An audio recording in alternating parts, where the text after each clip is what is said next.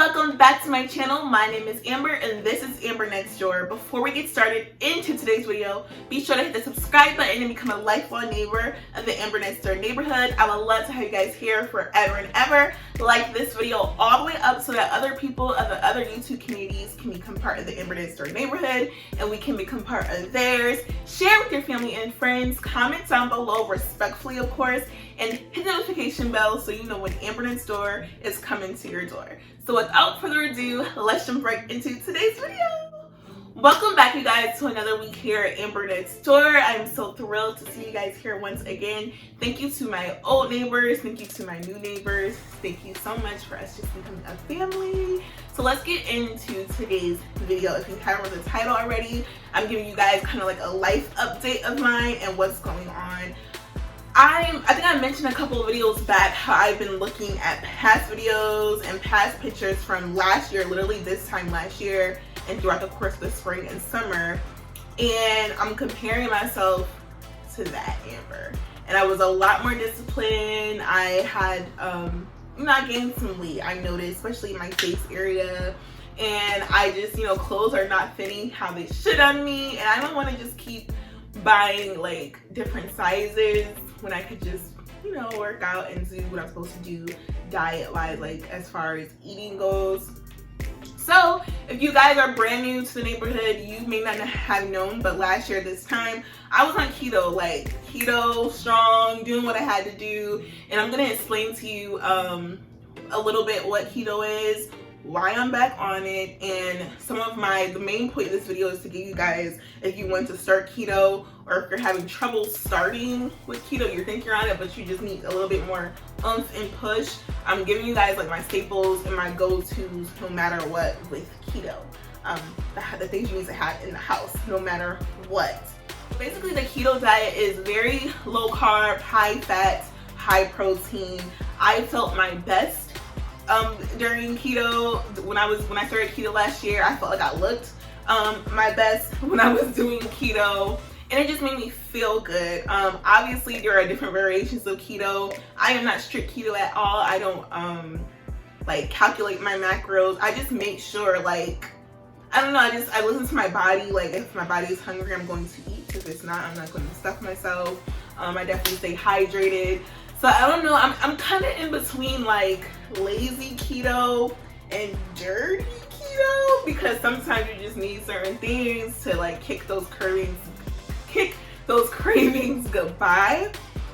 So yeah, I'm like somewhere in between there, the lazy and dirty keto, somewhere. Just cause I like quick meals, I like it to be easy. Oh wait, I guess I'm kind of easy. I'm in a combination, but I know for sure I'm not strict keto, for sure. I'm not strict keto. Strict keto is when you're making sure like you set your goal of the carbs you want to stay under during the day. You're counting carbs, you're weighing your food and things like that. And there's nothing wrong with that. It doesn't fit my lifestyle. I just make sure I'm reading the ingredients in the back of things. Pretty much what you want to do to count your net carbs, I believe, is on the back, you calculate the total number of carbs, you minus the dietary fiber, and if there's any sugar, alcohol in there, you want to subtract that from your total carbohydrates, and that's the net carbs for that item. So once I learned that, I was like, oh, okay, cool, I can do that. That's it. I'm not for the day. If it is what it is, I'm gonna buy what I like, put it in my fridge, in the cupboard, and that's just what Amber is going to have for breakfast, lunch, and dinner. So what I'm gonna do today is share with you guys, I went shopping. I actually started this like the top of April. It's now like we're approaching mid-April, which is crazy. April, the double digits will be this weekend. But I started like last week, a couple weeks ago or something like that. But I really wanted to just get back in this so I could just feel my best and feel good. So let me share with you some of the staple items. I don't have them here with me, but I will be putting the picture and the name of it up here somewhere so you guys can see. I'll probably leave the list down below. I also want to link the women I follow for keto. I say women because that's right now who I follow for it on YouTube, but I'm pretty sure there's guys who do it, and I know there's couples who do it as well, but there are some like girls I follow on YouTube that helped me through this journey, because they always find the best recipes and yummy like just snacks and things like that. And they're so relatable, so I'm gonna leave them also down below, because I believe in, you know, just supporting each other here on YouTube. So let's just get into it. I blab so much. Okay, so I have my list here. I wrote it down so I won't forget it. And they're in no particular order of what's most important, but I'm definitely gonna share with you everything. So the first, my keto go-to start with the low carb tortillas. Usually the low carb tortillas, there's so many different brands now, so I honestly will say whichever one. Typically when I go grocery shopping, I just get whatever is on sale. They usually are like 5 carbs and under per tortilla, and they're usually pretty big. I know the spinach low carb tortillas are pretty small, but sometimes that's great for Taco Tuesday. But I love low carb tortillas because on keto you cannot have bread, you cannot have rice, you cannot, well, I can't say you cannot, it's not encouraged, because that's where the most sugar and carbs are in white breads and wheat and your rice products. So I love the low carb tortillas because you're fitting in the right amount of net carb you should have for that day. But I feel like it's just a great substitute for bread. You got it for breakfast. You can make keto pizza out of them. You can slice them into like triangles or small squares and put them in the air fryer or in the oven to make chips. Like low carb tortillas, I always make sure I have those in the fridge, and I put them in the fridge so they won't go bad fast. Sorry, excuse me. So they won't go bad fast. And yeah, they're just perfect. I think they're perfect on keto. Next, I have the Lily's dark chocolate chips. These help me when I have a sweet tooth craving. It's made like, so it's dark chocolate, but the sweetness that that is in the chocolate is not white sugar. They usually are using like erythritol or a different sugar alcohol that's not gonna spike your insulin, and it's perfect for me for when I just want something sweet. Like, there's obviously so many different keto goodies out there now, and that'll probably be a different video I'll share. You know, I'll get back into my keto videos, but Lily's dark chocolate chips I found are the perfect. I only need a small amount in my hand and I'm good to go. Like if I just, you know, after you finish dinner or something, like, oh, I need something sweet. That Lily's dark chocolate chips are what is perfect for me. That's what I keep in the house always. Next are bagged salads. Obviously you want to make sure, like, you know, there are certain like Tex-Mex salads that have like their tortilla chips in there. Just take those out, and usually any bagged salad is good to go because they have your fats, they have your leafy greens, which are high in fiber, which you want on keto. You don't want to miss out on your electrolytes and fiber. And they're just quick. It's quick to make that. You could just throw some chicken or whatever protein of your choice. You could be vegan, so you could just throw whatever protein you want with those bagged salads. That's a quick keto lunch, a keto dinner. I like having those because a lot of times, sometimes my energy is not so high and you don't know what to make. That's what I learned on keto. Like, it's just a lot of prep if you're gonna do it right. If you're gonna do it right, it's a lot of prep into it, unless you're going, you know, dirty keto and going to certain restaurants or fast food restaurants where you can get some keto options. But a lot of times you want to stick to home made meals, and those bagged salads are always going to come in clutch.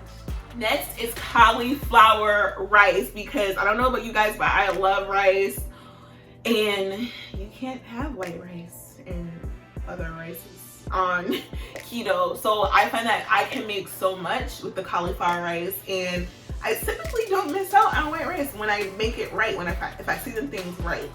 Cauliflower rice I like to use in many different keto recipes. I like to make cauliflower fried rice, like an Asian dish. I like to put it with my keto sushi. How I do that is to make it a stickier consistency. I add the cream cheese with that, and, you know, just season it to your liking.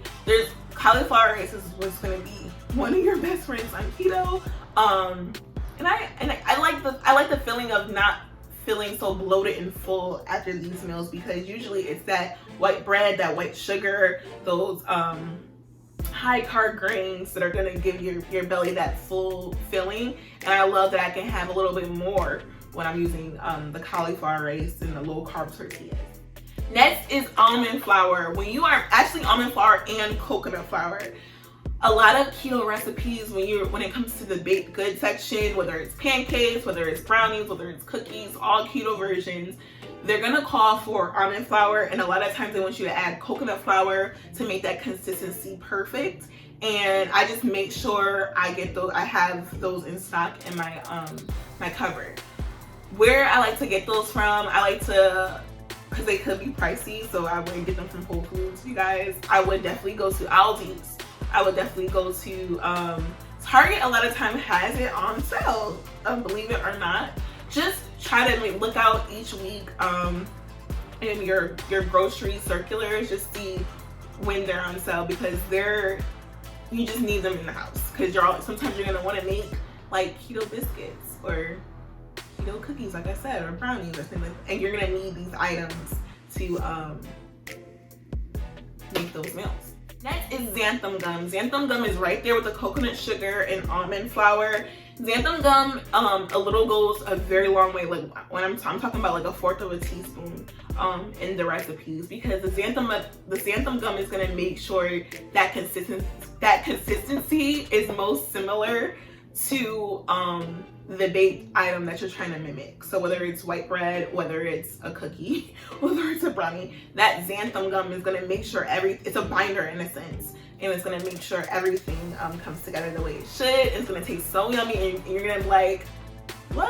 I can actually eat this right now? Yes. The next thing that I make sure I have on keto is keto-friendly sugars, which is not going to be white sugar. You guys just cancel out your white sugars. You're gonna make sure you have a keto-friendly sugar in your house that's either Swerve, which I actually have plenty. So I have Swerve, I have coconut sugar, I have the monk fruit sweetener, and I'm pretty sure, I have a little stevia squeeze little bottle that you can put in like cold drinks or hot drinks, so that sometimes you want iced tea or something like that. Those are the things you want, and also obviously your baking recipes like that. Those are the sugars that you can have on keto, and those are the sugars that won't spike your insulin and will cause you to like crave sweets. That's the whole point. I think that's the whole point of me going back on keto, because I want my relationship with food to change. I do think I'm addicted to sugar in so many different ways. So cutting back and then slowly easing certain things in my diet is my goal. So for now, for the next few months, I will be keto, and then hopefully by like the midsummer, I don't mind having certain fruits that are high in sugar, or certain white sugar products, or even white bread, and just in moderation. But for now, I'm sticking to keto for the next few months, so that my relationship with food will change and just my overall diet will change. Next are berries. So I mentioned how there are a lot of fruits on keto that you are just not okay. Bananas, apples, oranges, just most of the fruits, pineapple, you cannot have on keto, but the lowest in sugar of the fruits are berries. So I definitely like to have fresh and frozen berries, because sometimes you want a smoothie, sometimes a smoothie bowl, and just fresh fruit in the morning. And I love berries because, especially like blackberries and raspberries, because they're high in fiber. And like I said, you want to keep your fiber up on keto just to keep things moving in your system on this diet. So definitely make sure you have berries in the house. That's what I do. Obviously, you guys are going to do your own research, right? And just tailor keto to your own life if you're on this video. Next is flax seeds.